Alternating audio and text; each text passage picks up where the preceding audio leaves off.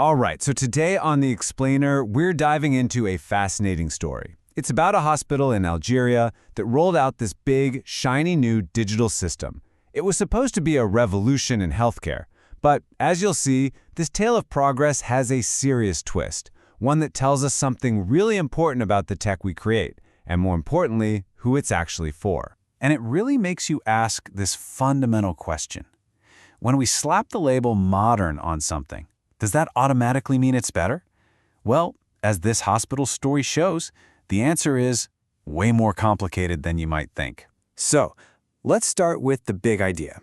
What was the promise here? Why did Algeria decide to go all in on this huge digital health project in the first place? Well, like a lot of countries, Algeria had this really bold vision to bring its public services into the 21st century. And you know what was at the top of that list? Healthcare. The dream was to ditch the mountains of paper and create a streamlined, high-tech, high-quality system for every single citizen. And the key to unlocking that future was a system they called Dem.Dz, the digital medical record. Okay, so what did this brave new digital world actually feel like for a patient? Let's just imagine for a second that we're walking into the emergency room at the Yusuf Yalalawi Hospital to see how this new setup was supposed to go. Now, on paper, the process sounds pretty slick. Step 1, you see a triage doctor who figures out how urgent your case is. Step 2, you get a number and you just watch a screen. No more chaotic crowd pushing up to a desk. And step 3, the system just takes over, sending you exactly where you need to go. It's a picture of pure, clean efficiency. And the absolute heart of this new system is a color code. This thing completely tosses out the old first-come, first-served way of doing things. Now, it's all about medical need. If you're red, it's a life-threatening emergency. You go straight to the front. Orange is urgent. Green is for less serious stuff.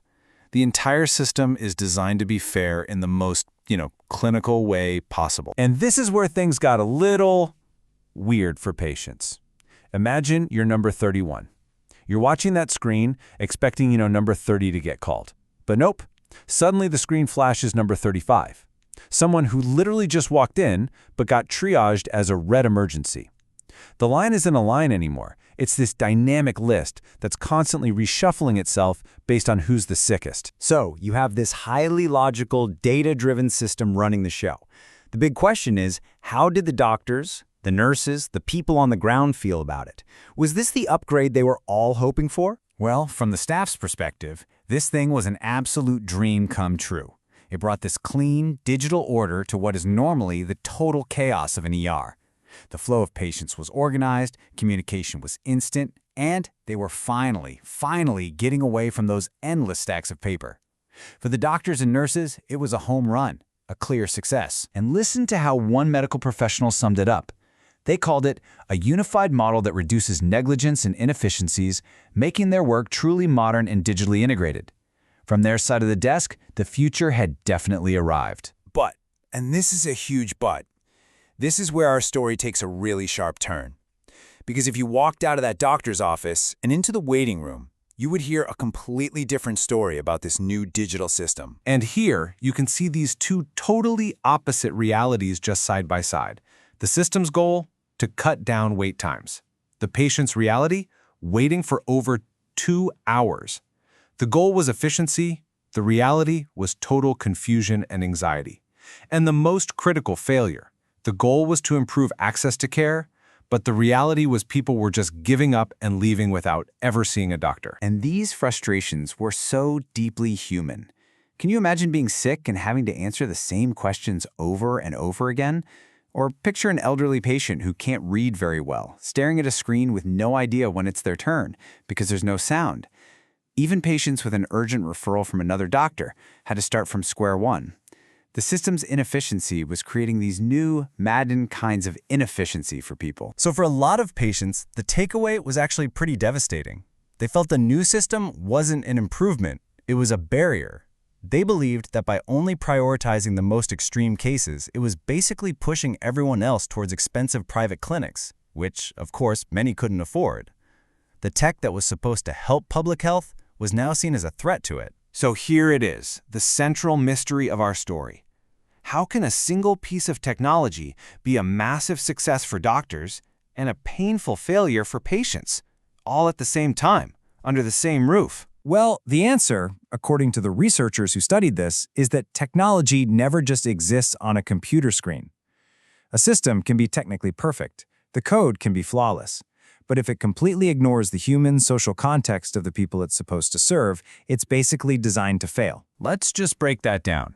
You take a simple feature, like a visual-only screen, and it immediately excludes anyone who's elderly or can't read well.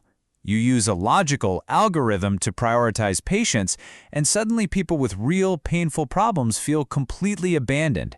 Every single technical choice had an unintended and deeply human social consequence. But hey, the good news is these problems are not permanent.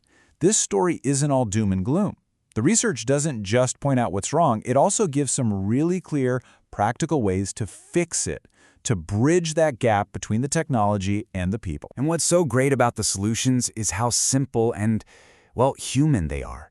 We're not talking about a massive software overhaul.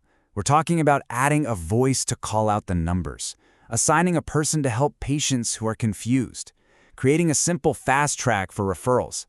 These are just common sense fixes that put people back at the center of the system. And so this story from this one hospital in Algeria leaves us with a really big final question, one that applies to every new app, every new gadget, every new bit of tech we get excited about. It forces us all to ask, when we innovate, when we build the future, who are we really building it for? Is it for the system itself, or is it for all the people the system is supposed to serve?